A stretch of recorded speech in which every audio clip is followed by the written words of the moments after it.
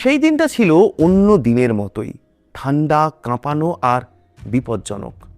হরভজন বেরিয়েছিল এক routine টহলে, mule কনভয়ের সঙ্গে। পাহাড়ি রাস্তা, পিচ্ছিল বরফ, আর এক পা ভুল মানেই শেষ।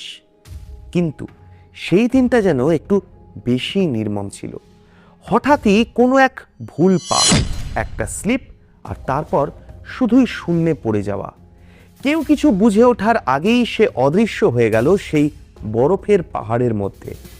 সন্ধ্যা নামলো, রাত নামলো, কিন্তু সে আর ফিরল না। শুরু হলো খোঁজ।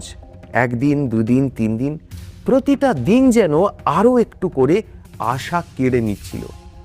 শেষে যখন সবাই ধরে নিল এই যুদ্ধটা হরভজন হেরে গেছে, তখনই ঘটল এমন কিছু যা যুক্তির সমস্ত দরজা ভেঙে দিল।